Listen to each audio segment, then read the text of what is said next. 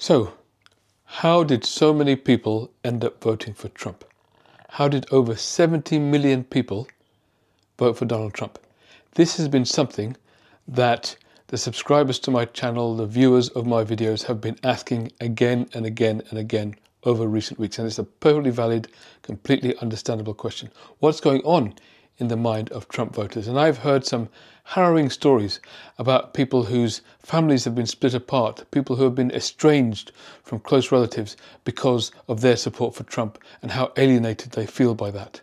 It's something that is close to the heart of a lot of the folks who follow this channel, and that's why I wanted to make a special video about it today. Now, the reason why people have gravitated in the end to vote for Trump is based on some fundamental insecurities. There's one fundamental insecurity at the heart of society today, which I'll address at the end of the video, but that insecurity manifests in two primary sort of evident ways when we look at how votes are cast. The first thing is economic insecurity, and that is a completely understandable reaction to the economic situation we find ourselves in. COVID was, of course, a once-in-a-generation health scare. Hopefully it will stay that way. We obviously can't predict the future, but leading up to that for decades, we'd never had anything like that in all of our lifetimes. What governments had to do then was pump money into the economy to keep it going during lockdowns. We had to invent things like furlough schemes and paying people basically to stay at home. And all of that economic activity carried on going, but it required the government to pump huge amounts of money into the economy. And that happened all around the world. And because of that, after we came out of lockdown, as COVID faded away, there was a lot of inflation that then started to build because the governments had to borrow all this money to splash around in order to stop things from just crashing completely when we had these extraordinary lockdowns. And that build-up in inflation then hit governments around the world because it really affected people's pockets. So because of that economic impact on people, governments all around the world were severely affected. Almost every democratic process that has taken place over the last year, 18 months, has resulted in the incumbent party either severely losing seats or being defeated altogether. And that occurred to parties on the left or the right. So you look at the UK, for example, where I am, we had a party of the right, on the right, the Conservative Party. And they were annihilated in the general election, not really because the opposition, now the government, Labour, were very popular. Actually, polls have consistently showed that they're not, and they haven't been since being elected, but because the Conservatives were so unpopular. Like Biden, they were incumbents, but unlike Biden, they had a completely different philosophy. They were on the right, but they got annihilated in the same way. So governments all around the world got smacked because inflation really hit people's pockets, and so people were punishing politicians. So that is one part of the insecurity, that's the economic insecurity. Now, those voters who voted primarily because of economic insecurity are the ones in swing states. They're the swing voters who, would have voted for Biden previously. They may have voted for Obama before, but this time they voted for Trump. They're not the hardcore MAGA voters. They're the ones who kind of lent their vote to MAGA and to Trump because of the economic insecurity, which kind of got him over the top. Those voters are probably already gone because looking at polls right now, Trump's opinion polls ratings are plummeting. He's now underwater in that more people disapprove of him than approve of him, which has never happened to any president in history at this point in the electoral cycle. Usually about a month or so in, they remain very popular because there's this new shine around a new administration. That has already disappeared from Trump. And his economic numbers, what people see as his economic competence, polls tell us have completely sunk into the toilet. He's not trusted on the economy at all. Of course not, because there's now major stock market plunges and the possibility of recession, which was not the case before Trump came into office. So he's already lost those voters. But all those people came to him through economic insecurity, and many of them now are genuinely regretting their vote. They're getting serious buyer's remorse, and you're hearing about this all the time. So that's one tranche of voters. The other tranche of voters are coming at this from a sense of cultural and identity insecurity. The idea that your identity, your culture is under threat. Now, these are voters who are more like the MAGA hardcore, but they weren't born racist, right? These aren't people who are all born racist and therefore they're just bad people and deplorables, as Hillary Clinton very incorrectly said, and so they should all be dismissed. No, that's not the case. These people were actually radicalized through a concerted process that has taken decades to achieve. Now, this process of radicalization involved many, many different parties, whether it's Roger Ailes and Fox News, whether it's the Koch brothers, but also foreign interference. And foreign interference has played a big role in radicalizing a whole section of the American public. And the good thing about foreign interference actually is that they talk openly about it. Unlike some of the right-wing billionaires and oligarchs who have been poisoning people for all this time, the foreign interference folks occasionally get defectors and they tell you what they've been playing at. They tell you what their policy is. And that includes, for example, the KGB, going back in their history. Now, just look at this video about how the KGB operate and what they had always intended to do, what their modus operandi was from the beginning.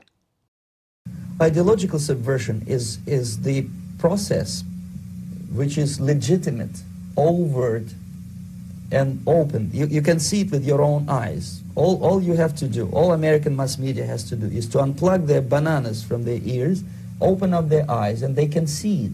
There is no mystery. There is nothing to do with espionage. I know that espionage intelligence gathering looks more romantic. It sells more deodorants through the advertising, probably. That's why your Hollywood producers are so crazy about James Bond type of thrillers. But in reality, the main emphasis of the KGB is not in the area of intelligence at all. According to my opinion and opinion of many defectors of my caliber, only about 15% of time, money, and manpower is spent on espionage as such. The other 85% is a slow process which we call either ideological subversion or active measures, активные мероприятия in the language of the KGB, or psychological warfare. What it basically means is to change the perception of reality of every American to such an extent that despite of the abundance of information, no one is able to come to sensible conclusions in the interests of defending themselves, their families, their community, and their country. It's a great brainwashing process which goes very slow. So what we had was an exploding disinformation space. It started with Fox News, then started to expand through the internet, and ideas like caravans of immigrants coming in to storm our borders. Notice how these caravans only appeared just before elections, and then they disappeared as soon as the elections were over. There were things that were talked about all the time, crime waves that bore no relation to actual statistical data that people believed were at their doorstep. Insecurities being stoked all the time about a takeover of trans people. You send your child to school and they'll come back a different sex. You know how many prisoners had a sex change operation that were illegal immigrants, which is what the most successful Trump campaign video was about. I think it only ever happened twice. Right? And yet this was the primary issue on millions of people's minds when they were voting. Something that didn't affect any of them or any of their lives, or had no impact on their pocketbook or their quality of life or anything like that, yet that happened to be a big issue. So stoking these identity issues, creating fear, really harnessing that insecurity, has been going on for years. Starting off with Fox News, the evidence shows that on average, people who were regularly viewing Fox News were less well informed than people who don't watch any news at all. Because a lot of Fox News actually is outright lies. They quote statistics as if they're real, but they're completely made up. And so people are being radicalized in that process. Their insecurities are being really stoked by a kind of infrastructure that's built up. And then, of course, we had the internet, which completely mushroomed all of that. The Russians were able to then professionalize their outfit, what they had been doing for years. We had, whole bot factories and troll farms, massive buildings of people going on Twitter, going on social media, stoking stories that they knew were spreading this disinformation. So a huge disinformation space was created deliberately with a combination of billionaires and oligarchs, people who really wanted to trap people into these illusions, as well as foreign interference because they really wanted to, destroy the US. And then within this environment, along comes Trump. Now, I once wrote a book a number of years ago called Human Being to Human Bomb, which was about how an individual gets radicalized into terrorism. It was called Inside the Mind of a Terrorist, was the sort of subheading. And that was understanding the process by which people with some insecurities then got captured by terrorist recruiters and got radicalized. Now, This is exactly what Trump was able to do with people's insecurities. Their economic insecurities on the one hand, but more deeply, people's identity and cultural insecurities, which he was able to then harness in a big way. And how did he do that? What I described in my previous book, Human Being to Human Bomb, I talked about how what happens is that presented to you is a toxin, but it's disguised as a cure. It feels like a cure to all your insecurities, and Trump presented himself as a cure to all these insecurities, that I alone can fix it. You know why? Because you don't have to feel insecure, because you're part of this wonderful club of superior people. This sense of superiority that it gave them made up for the insecurities that they felt. So they have this sort of hole inside from these insecurities that have been stoked for years. And Trump then gives you this balm to make you feel good about yourself again. You're part of MAGA. One thing that was his genuine genius was to create a community. MAGA is a community. It's an identity. It's a brand like we haven't seen in politics for years. I mean, Kamala tried to create something like the K-Hive, but that was like a little blip. There wasn't that much depth to it. It didn't really take off in that way, but Trump created MAGA, and it was an enormous community of people, and they were able to feel better about themselves. They were able to use that identity to look down on others. They were able to use that identity to actually cover the insecurities that they were feeling, that Trump was giving them this to heal. But it wasn't healing them, of course, because it was actually extending those insecurities in the end. And in the end, it will harm them and all the people around them, which is what we're seeing right now. So it's a toxin disguised as a cure, which is exactly what Trump was. And that's what Trump's genius was, to bottle those insecurities and put them together into a potion that make people feel great. You're not making America great again, but you're making people feel great again because they're part of this exclusive superior club. And they created an out-group, which was the whole rest of society, and they allowed their fans to look down on them. That was Trump's genius, creating this elixir that was the answer, superficially at least, to people's deep insecurities, the insecurities that came about from those economic turmoil and the turmoil of identity and cultural conflict that has been stoked for years and years. Now, the ecosystem that has been created preceded Trump, but then Trump managed to build something on top of it. But now someone's done it, the path has been shown. Once you get people into this bubble, into this space, it's very hard to take them out. We're in a new era now, where there's people in reality and other people who have been radicalized out of it. And of course, this was the whole point, as our friend in the KGB will tell you. You are stuck with them. You cannot get rid of them. They are contaminated. They are programmed to think and react to certain stimuli in a certain pattern. You cannot change their mind, even if you expose them to authentic information, even if you prove that white is white and black is black, you still cannot change the basic perception and the logic of behavior. In other words, these people, the process of demoralization is complete and irreversible. So as he says, it appears there's nothing we can do about it. We're trapped now in this totally divided space and divided world. But that's the bit at the end that I have a positive message about, because I do think there is actually something we can do about it. Now, let's look at what happened before Trump's election. There was a harbinger of things to come, which happened in my country, in the UK, and that was Brexit. It was a total shock to the system. Nobody expected it to happen. The day after the Brexit vote came in, the Prime Minister, David Cameron, resigned on the spot. It was an earth-shattering blow. And why did it happen? Well, it was also playing on those same insecurities. But what they managed to do in their campaign is to tap into the underlying insecurity. If you remember at the beginning of this video, I talked about how there was an insecurity at the heart of all of this, foundational insecurity upon which the other two insecurities, economic and cultural, have been built.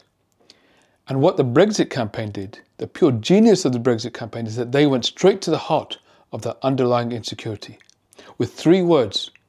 Their campaign was based on 3 words. Take back control. That's what they said again and again, day in, day out, hour after hour. And that really resonated with people. Yes, we can take back control. Now, the idea was you take back control from Europe, which is of course a complete fallacy. Europe never had control. The EU wasn't really dictating anything to us. It doesn't work that way. It's a collaborative community of nations who debate together. But they made it look like that's where your control is being lost. Of course, you ask anybody now, do we feel more in control in our lives? Do we feel like our country is free? Do we feel more free than we were before Brexit? Of course not. It was an illusion. But they tapped into something real. The sense that we don't have control in our lives anymore. And that's what underlies the other two insecurities. Deep down inside, more and more, as every year passes, as society gets more and more complicated, as technology changes things at a more and more rapid rate, we feel less and less in control of our lives. And that's the insecurity that lies at the heart of everything else that's happening right now. And that's because of the rate of change happening in society. There are things that we're doing. We're using AI right now, for example, to do things we could not even have conceived of just a year or two ago. In my own area, in healthcare, for example, there's research we're able to do now in ways that we could not even have imagined 18 months ago. And actually, when we look back at the research we did only 18 months ago, it feels like some ancient technology we were using. Things are changing so fast, so chaotically, that it is scary. And people don't feel a sense of control anymore. Now, because of that, insecurities will emerge, like the economic and cultural insecurities that come up. They're the manifestations of the underlying insecurity. And when those insecurities emerge, people will then seek a voice to take over for them. Now, the only way that we can turn this around is not through politics as usual. It's not by going back to, okay, you know, we just need slightly different tax policies and think a little bit different about our economic messaging and things like this. No, that might work for 1 or 2 election cycles, but eventually these people will come back. Trump isn't going to be around forever. He's in his 80s already. Right, he will be succeeded eventually by even worse people because they have a bigger brain like J.D. Vance or Tucker Carlson. And they eventually could destroy democracy altogether and take us all the way back to a Russian-style system. It could happen at any point. We're very vulnerable right now. So what we need to do is to deepen our democracy, is to help people gain a sense of control by participating in everyday decisions around government. Because in truth, a representative democracy certainly isn't fit for purpose right now. The only participation we have in our democracy is one vote, one button every 4 years, and that's it. And then you leave them, your congressional people and your presidents, etc., just to get on with things. That's no longer fit for purpose. We have too much information, and we have too much need for control now, given how society is. We all have to be involved. Now, the original system of democracy that was set up in Athens wasn't a representative democracy. It actually involved everybody getting together in the town hall and making decisions together. Now, of course, they had their own backwardness in terms of, only landowners, etc., and slaves couldn't vote, etc. Okay, but that was the idea. Everyone comes together in the town hall to make decisions together. Now, technologically, that wasn't possible for most of the history because when you're dealing with a country of tens of millions of people rather than a city-state, you're talking about a participation that is almost impossible. Before the internet, it was impossible, really. I mean, corralling people into town halls regularly, that would have been a hard thing to do anyway. Online made it a bit easier. But now with AI, we can actually all engage with each other. AI can be used to harvest the opinions of millions of people at the same time and distill those opinions into a consensus that might be agreeable to the vast majority. If we just look at this channel, for example, within a month of setting it up, I've got over 30,000 subscribers, active people who are engaging in conversation in the comments every single day, every hour of every day. And that's just within a few weeks in a small channel like this. There is a hunger to participate, to engage, to decide on things together. And AI can actually enable us to do that, to give our opinion on policies and ideas, share them with each other, and the AI can then harvest that and develop and forge consensus through that, which can then go back to legislators to use to develop consensus policies based on what people are feeding into and create a feedback loop that we're all then engaged in the process of forging laws together, collecting our intelligence together. It's possible now for the first time with AI. And that will bring us back to the original spirit of democracy, and it will deepen the roots of democracy, which right now, as I've said, is very, very vulnerable indeed. This is how we answer the fundamental insecurity of lack of control which we all feel. And I will be making a lot more videos about this in future and talking in more detail about how this might work and how this could be structured and the kind of technology that will enable it. I've also got a book that I'm writing about it at the moment. It's part fiction, part non-fiction, in order to sort of convey it through hopefully a compelling story. I've got an amazing writing partner that I'm working with right now, and you'll be hearing about that in this channel first. I'll be promoting it in a few months' time. It's in development right now. Also looking to make films and other content in order to really promote this. So I'm looking forward to continuing this journey with all of you. All is not lost by any means. There is hope. So watch this space. Thank you for watching my video. I'm a psychiatrist. I'm also interested in philosophy and public policy and politics. And I aim to make a number of videos about these subjects, and particularly the intersection between them. If you're able to like and subscribe to this channel, then it'll really help. And also put in some comments whenever you can. That'll really help the algorithm. It'll really help promote this channel to other people. Now, beyond that, we are all, unfortunately, at the behest of a very small number of people who seem to run everything these days. And we are all at the whim of a tech oligarch who could decide tomorrow to end a channel like this because it's not in their favor. And because of that, I've set up a kind of email newsletter, which you can subscribe to. At the top of the channel, you'll see a web address. Please go there and subscribe to my newsletter. That way you can stay in touch with the videos I'm making. At least we can keep the content flowing. So I hope you can do that. And I hope we can keep talking and also gain clarity, not just about what's happening right now, but how we can get through this, how we can improve things to make a better tomorrow together.